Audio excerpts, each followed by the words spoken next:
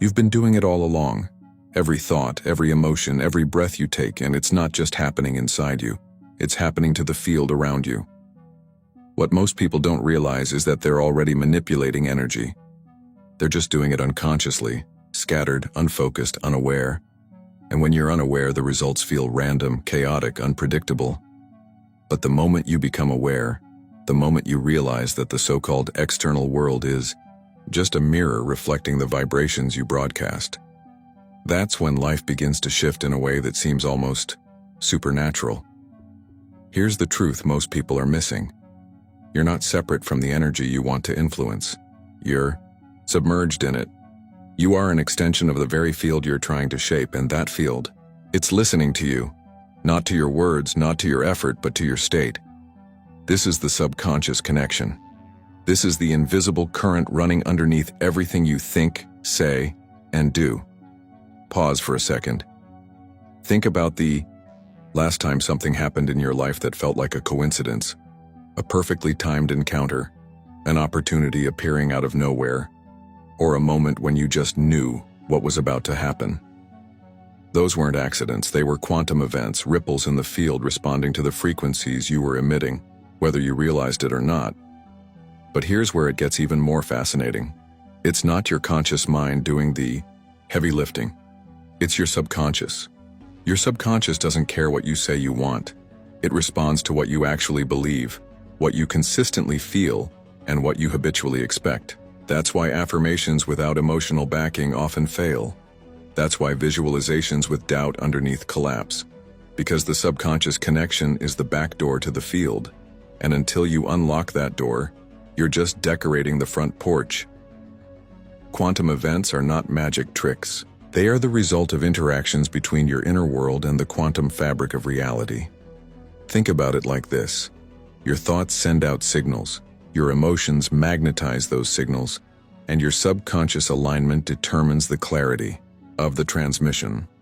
Together, they either create interference, noise that cancels itself out, or coherence, a clear instruction to the field. The question is not if you're manipulating energy. It's how well you're doing it. Look around your life right now. The circumstances you're living in, the relationships you're surrounded by, the opportunities, or lack thereof, you're experiencing, all of it is a perfect reflection of the signals you've been broadcasting up until this moment. That's not judgment, that's physics.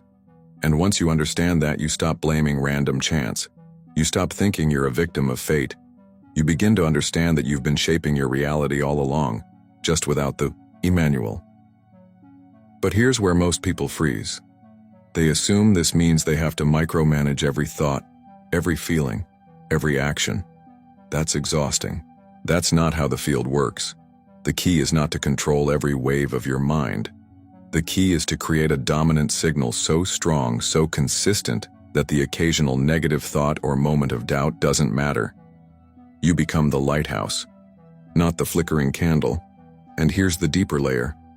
When your subconscious alignment matches your conscious intention, the field responds with precision. That's when you start to see synchronicities multiply, opportunities accelerate, and quantum events unfold that defy logical explanation. It's not about working harder. It's about transmitting cleaner. Most people live in contradiction. They say they want abundance, but they radiate lack. They crave love, but they broadcast fear. They visualize success, but they embody unworthiness. And the field listens to the body, the breath, the vibration, not the words. This is why the subconscious connection is everything. So here's where it gets really exciting. If you could learn to consciously influence this process, to amplify the signal you're already sending, to remove the static, to synchronize your inner world with the quantum field, what would become possible for you? What if the dream life you've been chasing is not something to be built step by step, but something to be tuned into, like a frequency that's been waiting for you to dial it in? Pause with me on that thought. If you were already influencing the energy field without trying, if you were already sending signals that shape your reality, if you were already half creating quantum events without awareness, what happens when you bring full awareness into the process? In the next block, we'll explore exactly how to do that. How to create coherence between your mind, heart, and body, so you can turn scattered energy into a command signal the field can't ignore. This is where it moves from theory to practice. But before we go there, let me ask you this. Are you ready to unlock that next level? So here we are, standing at the edge between scattered intention and coherent influence. Up until now, you've been sending signals to the field without a manual, often without realizing which part of you was in control. But here's the truth. Not all signals are created equal. The power to truly manipulate energy and create quantum events comes not from trying harder, but from aligning the systems inside you so that your message to the field becomes unmistakable. This is where coherence comes in. You see, most people walk around in energetic noise. Their mind says one thing, their heart feels another, and their body does something entirely different. This creates interference, a tangled mess of frequencies that cancel each other out. And when the field receives mixed signals, it doesn't know how to respond. It's like trying to tune into a radio station while blasting static through the speakers. No matter how close you are to the right frequency, the noise will drown it out. But coherence changes everything. When your brain waves, heart rhythms, and nervous system enter into a state of alignment, you become a tuning fork for the reality you want to experience. Your thoughts stop contradicting your emotions. Your desires stop fighting your beliefs. Your body stops acting like the enemy of your mind. And in that moment, the signal you send out is no longer a whisper. It's a command. Research shows that the heart produces an electromagnetic field many times stronger than the brain. This field doesn't just stay inside your chest. It radiates outward, influencing people, events, and environments around you. And when you combine coherent heart energy with focused intention from the brain, you create a broadcast signal that interacts with the quantum field in a profoundly organized way. But here's the real magic. You don't need to be perfect to do this. You don't need to control every negative thought or suppress every difficult emotion. Coherence is not perfection. It's dominance. It's about creating a strong enough baseline of alignment that the occasional wave of chaos doesn't throw you off course. So how do you do it? You start with awareness. Notice when your body is tense, when your mind is racing, when your breath is shallow. Bring yourself back to the body. Slow the breath, calm the heart, drop into the moment. Then set a clear intention, not from desperation, but from trust. Picture the outcome you want, feel the emotion of already having it, and let your body memorize that state. The more you practice this, the more natural it becomes. You stop chasing reality and you start magnetizing it. People often ask, how long does it take to see results? The better question is, how long are you willing to practice coherence until it becomes who you are, not just what you do? Because when this alignment becomes your default, the field has no choice but to respond. Now, I want to pause here and invite you into something important. If this message is resonating with you, if you're starting to feel that inner click, that sense of this is what I've been missing, I invite you to subscribe to this channel. Not because I'm asking for numbers, but because this space is designed to help you stay in resonance with these ideas. And if you're ready to take this conversation deeper, share with me in the comments. What's one area of your life where you feel most out of coherence right now? It doesn't have to be a confession or a weakness. Think of it as a doorway, the entry point where transformation can begin. And when you name it, you begin to loosen its grip. So let's carry this forward. You've now understood the difference between scattered energy and aligned energy. But the next layer is where things get really interesting, because coherence alone isn't enough. There's a deeper mechanism in play, a dance between you and the field that determines whether your intentions collapse into actual events. You're about to discover the hidden architecture behind quantum manifestation, the mechanics of probability, expectation, and wave collapse. We're going to explore how small shifts inside you ripple outward and reorganize the very fabric of your reality. Stay with me, because we'll uncover why some people experience quantum leaps and synchronicities effortlessly, while others feel stuck in the same loops no matter how hard they try. So now you know, coherence is your access point. But alignment alone is only part of the equation. To truly influence the field, you need to understand the dance of probability, the invisible game happening beneath every moment of your life. Because here's the secret most people overlook. The universe doesn't deliver your desires just because you want them. It delivers what you're tuned to expect. Let me explain. In quantum physics, we talk about wave functions, possibilities, that exist simultaneously until something collapses them into a single outcome. At the subatomic level, reality is a shimmering soup of probabilities waiting to crystallize into form. But what collapses the wave? What decides which version of reality becomes the one you experience? The observer, not the passive observer, not the one watching life from the sidelines, but the active observer, the one whose focus, expectation, and belief act as the needle that weaves potential into form. And this is where most people get stuck. They practice their visualizations, they set their intentions, they repeat their affirmations, but underneath all of it, they carry an invisible script of doubt, fear, and limitation. They look at their bank account and expect lack. They look at their relationships and expect rejection.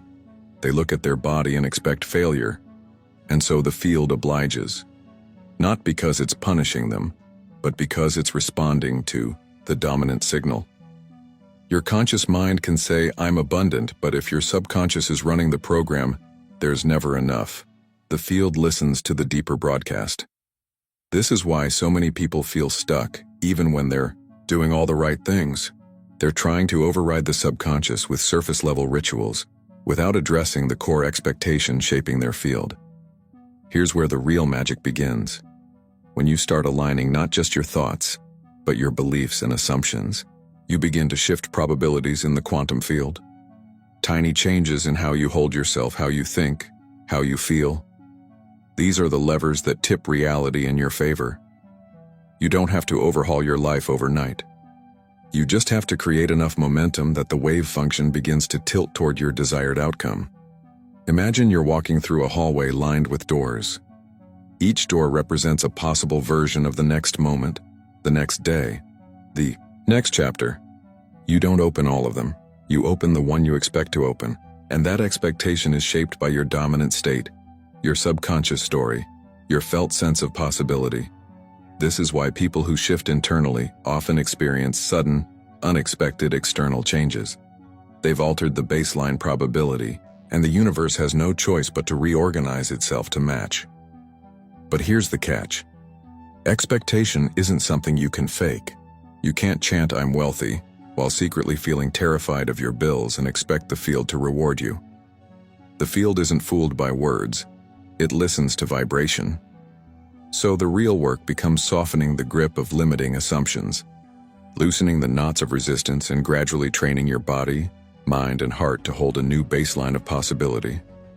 What does that look like in practice? It looks like noticing when you shrink in fear and breathing through it instead of collapsing. It looks like catching yourself expecting the worst and choosing, even for a moment, to imagine the best. It looks like rehearsing success in your nervous system, not just in your mind. And over time, something shifts. The probability field begins to reorganize. Events align. Synchronicities stack.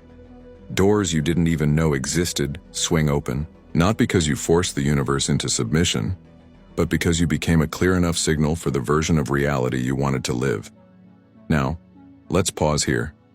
Can you feel what's stirring inside you? Can you sense the places where your old expectations have been quietly shaping your life without your permission? Good. That awareness is the doorway, because what we're about to explore next is the paradox at the heart of all of this. The reason why so many people sabotage their own manifestation efforts without realizing it. It's the missing piece that turns scattered attempts at change into profound, stable shifts. What if I told you that the real key isn't control, but surrender? Stay with me, because in the next part, we're going to uncover why letting go, paradoxically, gives you more influence over the field than trying to dominate it ever could. Let's move forward. Here's where most people get it backwards. We've been taught to hustle, to push, to grind our way toward the life we want. And while that can get you results in the material world, it creates friction when you apply it to the quantum field. Why? Because the field doesn't respond to force. It responds to alignment. And alignment often feels like surrender. Now, let me be clear. Surrender is not resignation. It's not giving up on what you want. It's not passivity or laziness. True surrender is releasing the need to micromanage how your desires come to life. It's trusting the intelligence of the field to organize the details while you hold the frequency of your outcome. Think of it like planting a seed. You don't yank it out of the ground every day to see if it's growing. You tend the soil, you water it, you trust the process. And the paradox is, the less you interfere with anxious, grasping energy, the faster things bloom. When you surrender, you stop sending mixed signals. You stop saying, "I trust," while secretly obsessing over the outcome. You stop pretending to let go while energetically clinging. And when you truly release control, the subconscious connection, the back door to the field, opens wider than ever. This is the art of surrendered influence. Here's what most people miss. Your subconscious can't be bullied into alignment. You can't force yourself into coherence, but you can invite it. You can create conditions where your nervous system relaxes, where your breath deepens, where your heart softens, and where your energy stops vibrating in desperation. When you do this, something magical happens. You stop being the seeker and you become the signal. You stop chasing and you start drawing. You stop trying to manifest, and you become the embodiment of what you desire. And the field? It listens. It reorganizes. It delivers. Not as a reward, but as a mirror. There's a deep trust woven into the heart of quantum creation. It's the trust that says, if I align, the universe aligns. If I embody, reality reshapes. If I become, the world reflects. But here's the challenge. Surrender feels unnatural to a mind trained in control. We want timelines, guarantees, evidence. We want to know when and how things will happen. Yet the more you demand certainty, the more you slip into resistance. The tighter you grip, the more the field tightens in response. So the work becomes paradoxical. You set the intention, you align the vibration, and then you release. You stop micromanaging the timeline. You stop panicking over the details. You stop shrinking every time reality tests you. And this, ironically, gives you more power than you ever had trying to control every step. People often ask me, how do I know if I'm surrendered or if I've just given up? The answer is simple. Surrender feels open. Resignation feels heavy. Surrender feels light in the body. Resignation feels like collapse. Surrender keeps you available to possibility. Resignation shuts the door on magic. So here's what I want you to reflect on as we prepare to close this loop. Where are you still trying to force outcomes in your life? Where are you gripping so tightly that the energy can't move? And what would it feel like, just as an experiment, to soften your hold and trust the process? Because here's the truth most people never hear. The universe is wired to support coherence. The field wants to align with you. Life is biased toward evolution, expansion, creation. When you get out of the way, you're not abandoning your power. You're stepping into a deeper current of it. And now, as we move into the final section, we're going to bring everything together. We've explored the subconscious connection. We've looked at coherence. We've understood the mechanics of probability and wave collapse. We've unpacked the paradox of surrender. But none of it matters unless you embody it.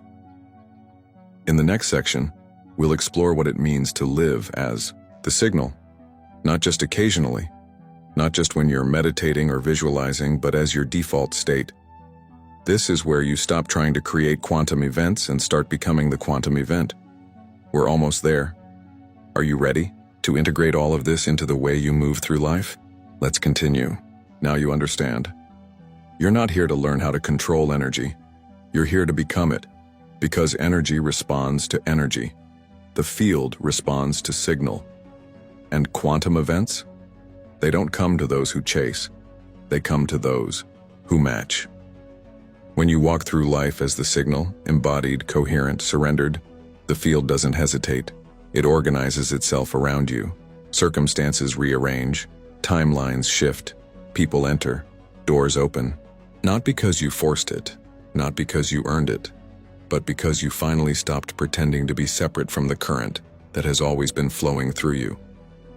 This is what it means to live as the quantum event, not as a theory, not as a practice you visit once a day in meditation, but as a baseline state, a way of being that says, I know who I am. I know what I'm aligned with. I know what I've come to signal into this world.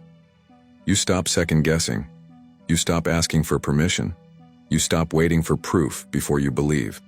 Because belief is the proof. Identity is the engine. Vibration is the invitation.